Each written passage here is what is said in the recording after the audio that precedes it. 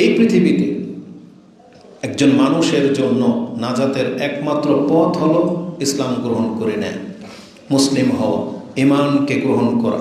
এটা হচ্ছে একটা মানুষের জীবনের সবচেয়ে বড় কাজ বা সবচেয়ে বড় দায়িত্ব। মানে তাকে মুসলিম হইতেই হবে, আল্লাহর প্রতি ঈমান আনতেই হবে, না হলে তার নাজাতের কোনো রাস্তা নাই। কারণ পৃথিবীতে আল্লাহ সুবহানাহু ওয়া তাআলা যত মানুষকে সৃষ্টি করেছেন, আল্লাহ সুবহানাহু ওয়া তাআলা তাদের জন্য দুইটা স্থানও সৃষ্টি করেছেন। এক হলো জান্নাত, এক হচ্ছে জাহান্নাম। তার মানে এই জান্নাত এবং জাহান্নাম সৃষ্টির মধ্য দিয়ে আল্লাহ আমাদেরকে জানিয়ে দিয়েছেন যে পৃথিবীর সমস্ত মানুষ এক জায়গার জন্য সৃষ্টি হয় নাই, বরং তাদেরকে এই দুই জায়গার কোনো এক জায়গায় আসতে হবে। এখন এই জান্নাত কারা পাবে এটাও আল্লাহ ব্যক্ত করেছেন, এবং যারা আল্লাহ সুবহানাহু ওয়া তাআলার এই জান্নাতে আসতে চায় না, তাহলে তাদের কর্ম কেমন হবে সেটাও আল্লাহ ব্যক্ত করেছেন। এবং আল্লাহ সুবহানাহু ওয়া তাআলা বলেছেন এটা হলো জান্নাতের পথ, জান্নাতের কর্ম, এটা হচ্ছে জাহান্নামের পথ, জাহান্নামীদের কর্ম। এইভাবে আল্লাহ সুবহানাহু ওয়া তাআলা আমাদের কাছে এগুলো ব্যক্ত করেছেন, যার ফলে আল্লাহ সুবহানাহু ওয়া তাআলা একই কাজকে আমাদের জন্য হারাম করেছেন, যেগুলো অনেকেই করে যাচ্ছে। আবার আল্লাহ সুবহানাহু ওয়া তাআলা কিছু খাদ্যকে আমাদের জন্য হালাল করেছেন, আবার হারাম করেছেন। কিছু কাজ আছে জায়েজ, কিছু কাজ আছে না জায়েজ। এই যে বিধান, এই যে শরিয়া, এটা কাদের জন্য?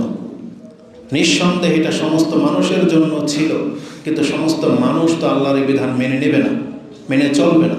তা আল্লাহ সুবহানাহু ওয়া তাআলা এগুলো কাদেরকে উদ্দেশ্য করে নাযিল করেছেন? যারা আল্লাহকে মেনে নেবে, যারা নিজেকে মুসলিম বলবে, যারা বলবে যে আমরা ঈমানদার, যারা বলবে যে আমরা হালাল হারাম বেঁচে চলবো, ওই তাদের জন্য আল্লাহ সুবহানাহু ওয়া তাআলা এই নীতিমালাগুলো। কিন্তু আফসোসের বিষয় হলো যারা আল্লাহকে মেনে নেয়নি তাদের কথা বাদ, কিন্তু যারা আল্লাহকে মেনে নিয়েছে, যারা বিশ্বাস করে পরকাল হবে, তাহলে তাদের সাথে কেন হারামের সম্পর্ক থাকবে? তাদের সাথে কেন নাজায়েজের সম্পর্ক সব থেকে বেশি? তাদের সাথে কেন আল্লাহর নাফরমানি থাকবে? এটা হচ্ছে আক্ষেপের বিষয়। এজন্য আমাদেরকে জানতে হবে, প্রথম কাজ হচ্ছে মানুষকে আল্লাহকে মেনে নেয়া। এটা হচ্ছে প্রথম কাজ।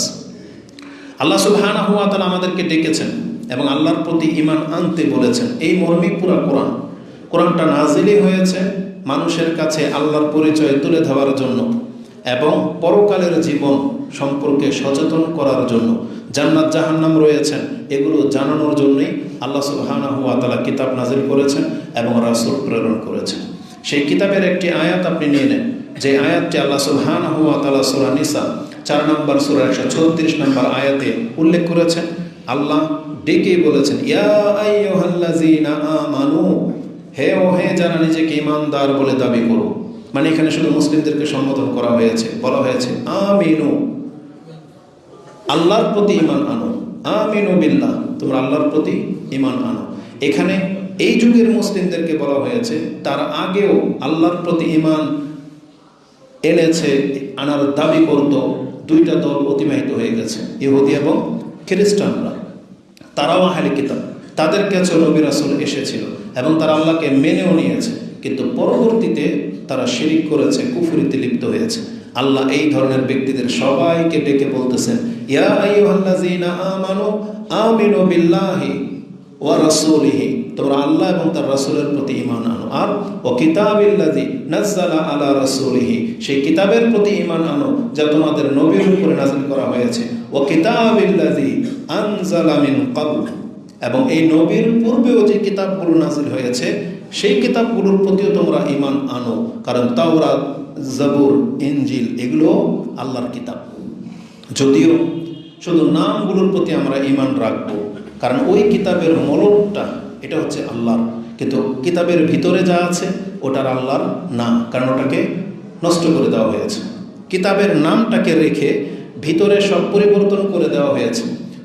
তাওরাতে আছে, কিন্তু ভিতরের আল্লাহর কথা নাই, ওটা খ্রিস্টানদের পাদ্রীদের কথা ঢুকে গেছে।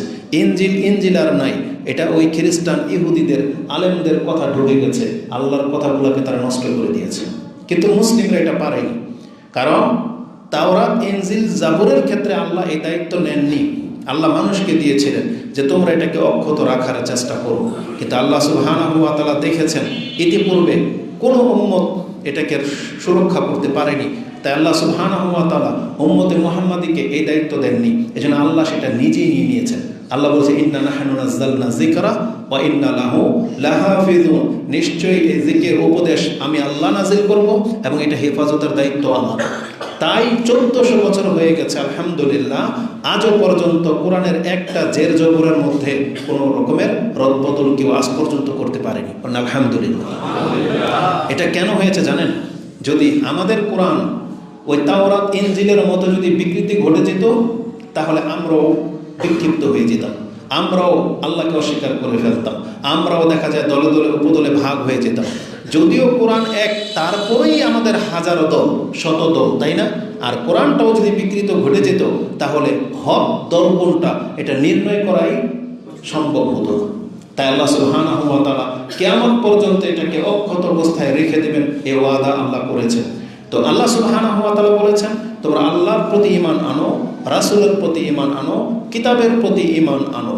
এরপরে আল্লাহ যা বলেছেন, আল্লাহ বলেছেন ওমাই ইয়াকফুর বিল্লাহ, যারা কুফরি করবে মানে অস্বীকার করবে আল্লাহকে, ওয়া মালাইকাতিহি ওয়া রাসূলিহি ওয়া কুতুবিহি ওয়াল ইয়াউমিল আখির।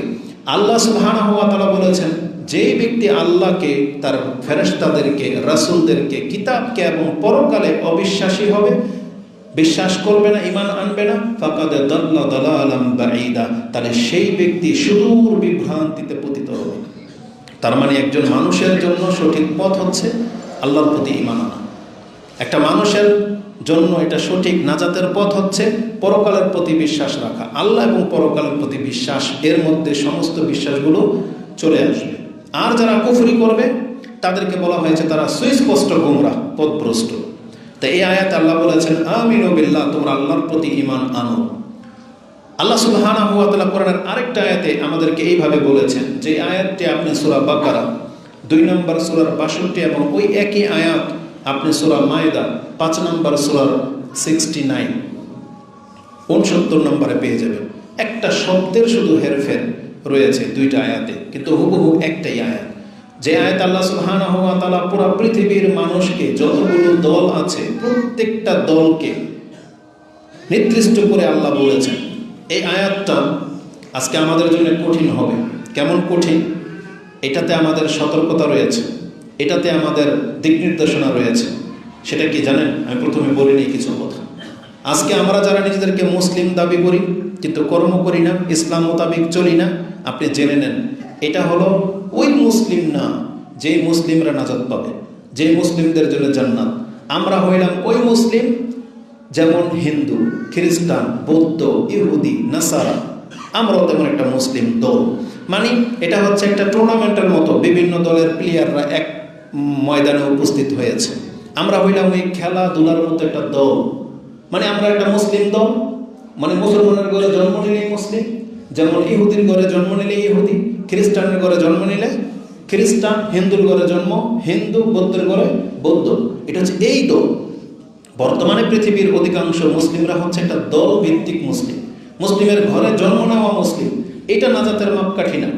একটা হিন্দুর ঘরে জন্ম নিলেই যেহেতু সে জাহান্নামী না, খ্রিস্টানের ঘরে জন্ম নিলেই সে খ্রিস্টান হয়ে জাহান্নামে যাবে না, এটা মূলনীতি না। মূলনীতি হলো তার কর্ম। জন্মটা হয়ে যেতে পারে ইহুদির ঘরে, খ্রিস্টানের ঘরে, ডাস্টবিনে হতে পারে। একটা বাপ মা কে একে জন্ম দিছে কেউ জানে না, ফেলে দিয়েছে ডাস্টবিনে, তাহলে এটা ওর জান্নাত জাহান্নামের মাপকাঠি না। তেমনি আমাদের ঘরে জন্ম হয়ে যাওয়া মানে এটা জান্নাতের মাপকাঠি না, এটা হচ্ছে একটা সৃষ্টি।